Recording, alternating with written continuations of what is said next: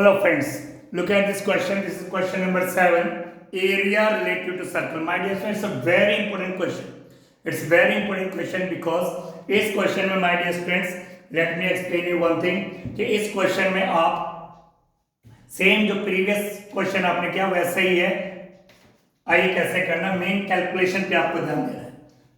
A chord of a circle of radius, minus radius given है, तो कोई formula apply करने की जरूरत नहीं है, सॉरी कोई डायग्राम बनाने की जरूरत नहीं है.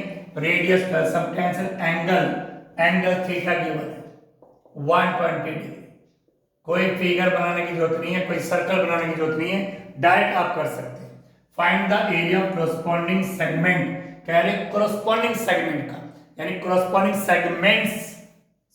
सेगमेंट मतलब माइनर सेगमेंट की बात हो रही है.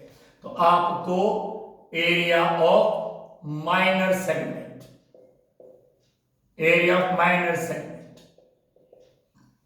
यहां पे लिखा हुआ कोरस्पॉन्डिंग सेगमेंट एंगल 120 का सेंटर पे, तो बाकी सेंटर पे टोटल 360 का होता है. अगर ये 120 का है तो दूसरा 240 का होगा, तो 240 वाला एंगल मेजर सेगमेंट बनाएगा, ये 120 वाला एंगल तो माइनर सेगमेंट बनाएगा.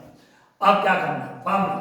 माइनर सेगमेंट का फार्मूला आप सब लोग जानते हैं. माय स्टूडेंट्स क्या है फार्मूला है R square bracket pi theta upon 360 minus sine theta upon 2. बिल्कुल माइंड में रखेगा my dear students. Value put करनी है. आइए आर की वैल्यू कितनी है 12, तो 12 का स्क्वायर 12 इंटू 12 मत करना. पाई की वैल्यू गिवन है my dear students 3.14 and theta की वैल्यू कितनी है 120 अपॉन 360 माइनस साइन थीटा की वैल्यू 120 अपॉन 2. तो आपने वैल्यू पुट कर दी my dear students. Now listen to me. तो once again I am repeating, इसका कोई स्क्वायर करने की जरूरत नहीं है, इसको एज इट इज रखिएगा. 0 0 कैंसिल हुआ, 12 1 जा 12, 12 3 जा 36. ठीक है. अब डेसिमल को भी रिमूव करने की जरूरत नहीं है. 3.14 अपॉन 3 माइनस 3.14 अपॉन 3. यहाँ पे साइन 120 की value my dear friends, sine 120 की वैल्यू कितनी होती है, तो साइन 120 की वैल्यू होती है √3 अपॉन 2. बस इसमें ये आपको माइंड में रखना है. साइन 120 की वैल्यू √3 अपॉन 2 होती है, साइन 60 की वैल्यू भी √3 अपॉन 2 होती है. माइंड में रखिएगा. तो साइन 120 √3 अपॉन 2, अब 2 अपॉन में once again I am repeating, यहीं पर ही मल्टीप्लाई में, क्योंकि साइन 120 के अपॉन में है, डिनोमिनेटर तो वहीं पे हमने इसको वैल्यू कर दिया. ठीक है माय डियर स्टूडेंट्स. अब लेना आपने एलसीएम. ये एज इट इज रहेगा, इसको अभी और आप एक्यूरेट कर लो. √3 की वैल्यू को पुट करिए 1.73. अगर वैल्यू गिवन है तो पुट करें, नहीं तो उसको अंडर में ही रहने दीजिएगा. ठीक. इतना करने के बाद माय डियर फ्रेंड्स, अब आपको क्या करना है, एलसीएम लेना है. इसका आपको एलसीएम लेना है. तो एलसीएम क्या आएगा आइए देखते हैं. हमारे पास है 12 का square bracket 3.14 upon 3 minus 1.73 upon 4. तो अब हम लेने जा रहे हैं इसका एलसीएम.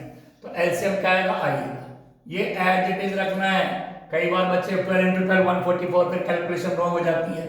12 इंटू 3 12, 4 इंटू 3 12 आ गया एलसीएम. मैंने पहले भी आपको बताया था माय डियर स्टूडेंट्स, जब कोई एलसीएम आप लेते हैं तो उसके बाद क्या करते हैं, यहाँ आ गया एलसीएम तो यहाँ पे 12 से मल्टीप्लाई करेंगे, यहाँ पे भी 12 से मल्टीप्लाई करेंगे. ठीक. एलसीएम से दोनों को मल्टीप्लाई करेंगे, कैलकुलेट करके जो आएगा वहां पुट करेंगे. तो 3 4 12, 4 किससे मल्टीप्लाई करेंगे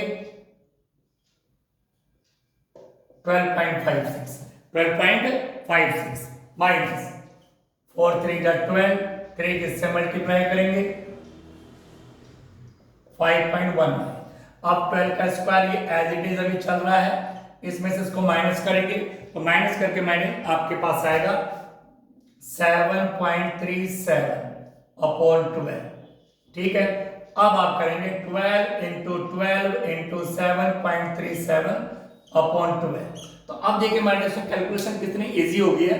ना आपने डेसिमल को रिमूव किया, ना इस पे आपने मल्टीप्लाई करी, और बिल्कुल इजी हो गई है.